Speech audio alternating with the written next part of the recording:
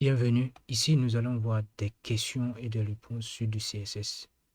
Une manière de réviser, donc comment utiliser le CSS. Donc si vous vous demandez si c'est un PowerPoint que j'ai affiché, donc en mode présentation, non, c'est en mode lecture sur un document Word. Donc ici, voilà.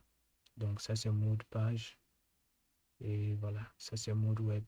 Donc ici, mode lecture et j'ai augmenté le zoom pour que ce soit à 200% pour ne pas avoir deux pages sur l'écran.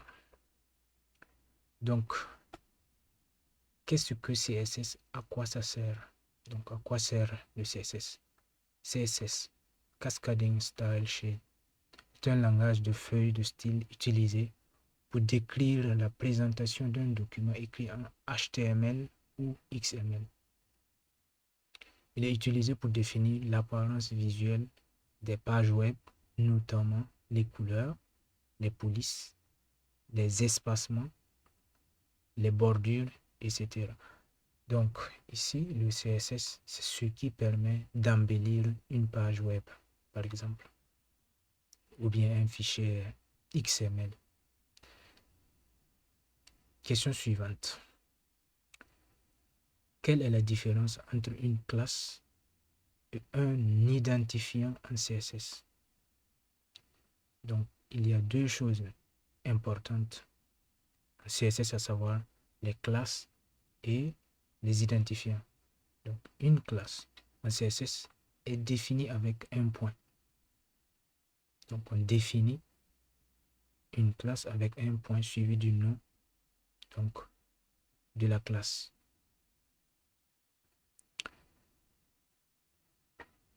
Et peut être utilisée sur plusieurs éléments. Donc, une classe peut être appelée voilà, sur plusieurs éléments.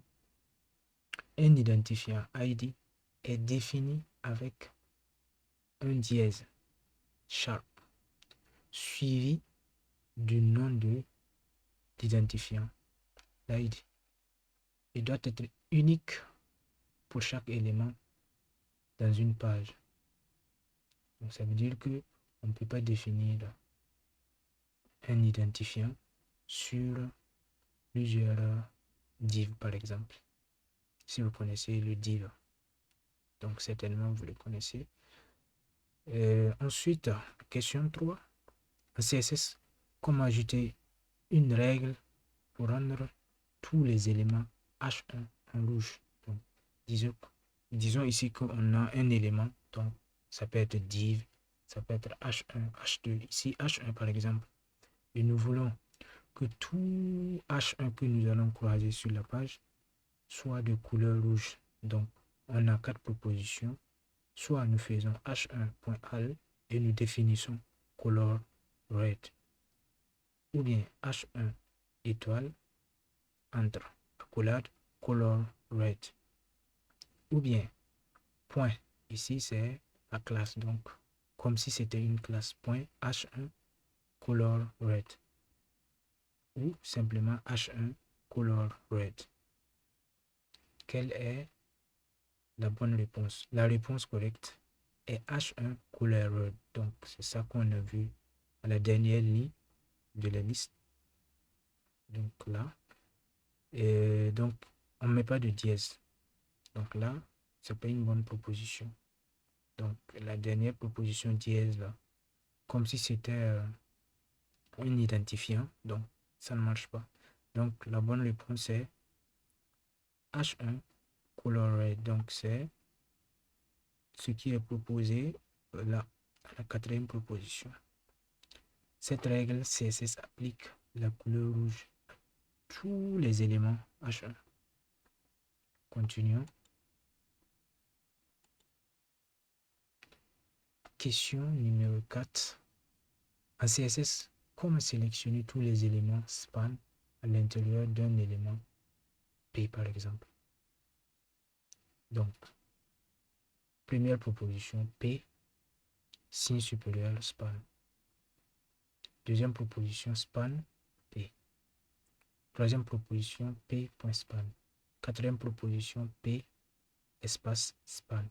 La réponse correcte est P espace span. Ce sélecteur CSS sélectionne tous les éléments span qui se trouvent à l'intérieur d'un élément P, même s'ils ne sont pas des enfants directs. Même s'ils ne sont pas des enfants directs. Ça veut dire que lorsque on a par exemple P, ensuite on a par exemple, disons, H2, et à l'intérieur de H2, nous avons span. Donc à ce moment, c'est pas direct. Ça veut dire que span est contenu dans H2 qui est contenu dans P. Même dans ce cas, ça marche. C'est pour cela qu'on dit enfant direct ou pas. Cinquième question. Sur la base du code HTML suivant, quel sélecteur CSS devez-vous utiliser pour sélectionner l'élément dont l'ID est égal à container? Donc, container ici. Donc, quel sélecteur nous devons utiliser? Ici, c'est identifiant. Nous avons vu comment on utilise l'identifiant.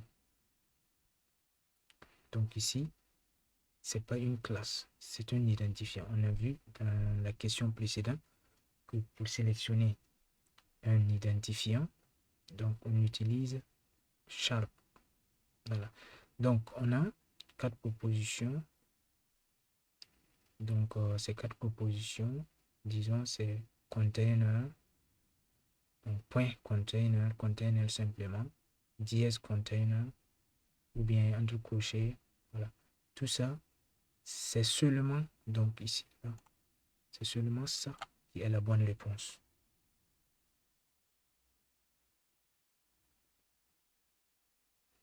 Donc, continuons. Sixième question. En CSS, la propriété Z-index est utilisée pour définir la position d'un élément à la page, spécifier l'ordre d'empilement d'un élément, spécifier l'ordre d'accès au champ de formulaire en utilisant la touche Tab, spécifier la position d'un élément dans une liste.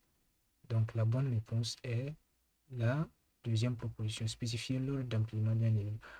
La propriété Z-index en CSS est utilisée pour définir l'ordre d'empilement des éléments positionnés. Donc, c'est l'ordre d'empilement. Septième question. Comment pouvez-vous inclure une feuille de style CSS dans une page HTML? Vous pouvez inclure une feuille de style CSS dans une page HTML en utilisant la balise link dans la section head. Par exemple, link rel style sheet type text CSS href, donc le chemin vers notre fichier CSS.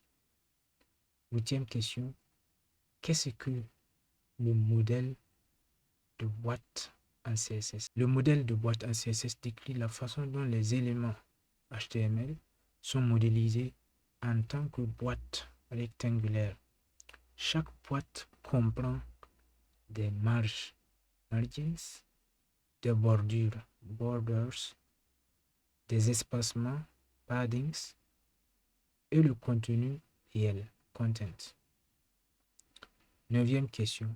Comment pouvez-vous centrer un élément horizontalement avec CSS? Pour centrer un élément horizontalement, vous pouvez utiliser la propriété margin auto. Donc margin 2.auto sur un élément avec une largeur définie. Par exemple, ici, donc nous avons notre élément, donc ça va être une classe, point élément, width 50%.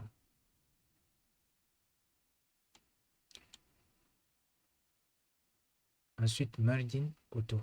Donc, c'est la suite de la 9e question. 10e question. Qu'est-ce que le Flexbox et à quoi sert-il?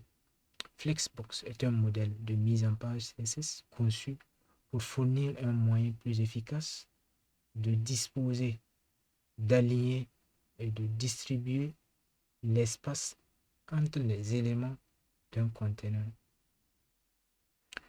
même lorsque leur taille est inconnue ou dynamique. Il est particulièrement utile pour créer des mises en page réactives. 11e question.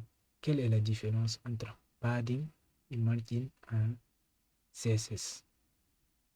Donc, padding est l'espace intérieur entre le contenu d'un élément et ses bordures, tandis que margin est l'espace extérieur entre les bordures d'un élément et les éléments environnants.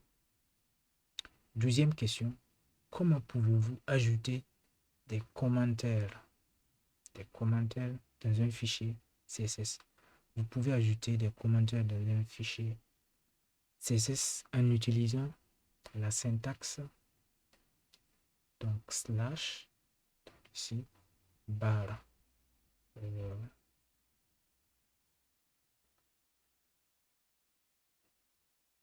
Donc ici, slash, étoile, commentaire, étoile, slash. Par exemple, donc ici, nous avons slash étoile. Ceci est un commentaire.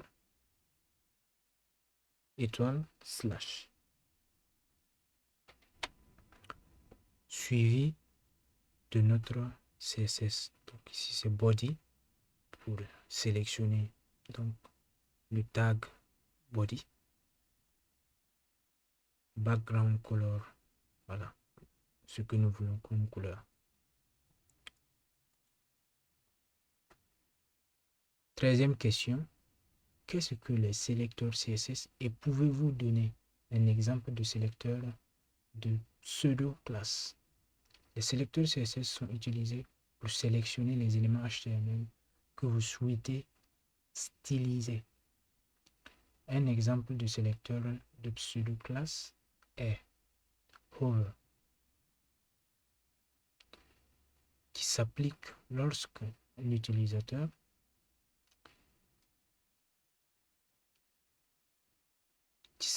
lorsqu'un utilisateur survole un élément. Donc, par exemple, ici, si nous faisons A, hover, ça veut dire que lorsque l'utilisateur va avoir un lien, donc ici A, c'est le lien, lorsque l'utilisateur va survoler avec la souris sur un lien, donc la couleur sera rouge. 14e question. Comment pouvez-vous créer un layout responsive en CSS? Vous pouvez créer un layout responsive en CSS en utilisant des unités relatives comme pourcentage ou M. Des médias queries pour appliquer des styles spécifiques à différentes tailles d'écran. Donc, par exemple, mobile, tablette, voilà, ordinateur. Et des techniques de mise en page modernes comme Flexbox ou CSS Grid, par exemple. Donc ici, on a utilisé Media, Max Width, voilà, 60 pixels, Container, Flex Direction, Column. Donc ici, ça veut dire que si la taille est donc au maximum 60 pixels, nous allons appliquer ça. Ça veut dire que si la taille dépasse 60 pixels, on ne va plus appliquer ça. C'est comme ça, on arrive à faire du responsive. Donc, merci. Et je pense que pour ces différentes questions, à un moment donné, je vais faire des applications pratiques donc, sur ces questions dans une autre vidéo.